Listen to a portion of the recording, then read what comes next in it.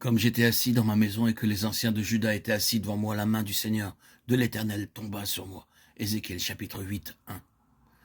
Alors que nous revenons à Ézéchiel 8, nous constatons qu'il n'y a de nouveau conformité avec la pensée des visions de Dieu. Ézéchiel 1, 1. Nous trouvons ici un message de délivrance pour nous, mais nous voulons auparavant savoir tout ce que le Seigneur veut nous dire à notre sujet. Plus il agira profondément en nous, plus il y aura de place pour lui dans notre cœur. Les gens religieux de Juda étaient venus à Ézéchiel pour recevoir instruction de Dieu. Mais Ézéchiel, assis devant eux, gardait le silence. Il n'avait rien à dire. La manière dont Dieu agissait avec Ézéchiel est très surprenante, parce qu'il était un homme vraiment dans la main de Dieu. Et cela nous montre ce que signifie réellement être un porte-parole de Dieu. Les messagers de Dieu ne peuvent pas rendre les messages agréables pour qu'ils conviennent à leurs auditeurs. Si les enfants de Dieu viennent aux messagers qui sont vraiment dans la main de Dieu et désirent ce qu'ils appellent l'enseignement, le Seigneur ne permettra pas à ces messagers d'enseigner, tant qu'il verra quelque chose de faux dans la vie de son peuple. C'est une tentation très grande que de puiser dans nos propres ressources et de donner une prédication que Dieu n'a pas donnée, simplement parce que c'est ce qu'on attend de nous. Les gens religieux de Juda étaient venus à Ézéchiel pour entendre la parole de Dieu. Et comme ils étaient assis, la main du Seigneur tomba sur Ézéchiel et Dieu dit « Je vais te montrer ce qui ne va pas ». Alors il donna un message très saisissant.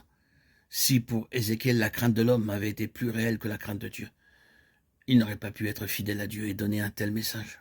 Ézéchiel raconte ainsi son expérience.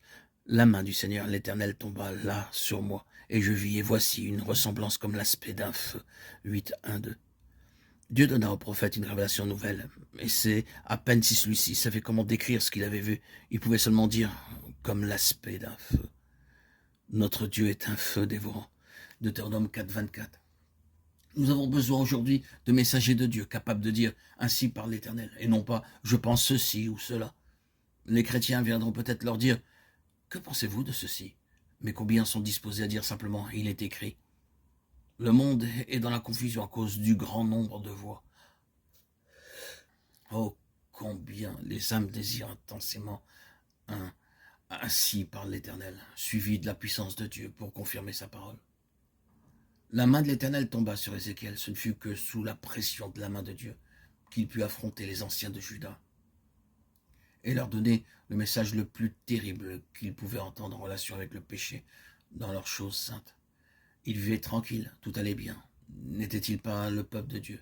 Et voici cet homme qui leur parle de Dieu comme d'un feu dévorant.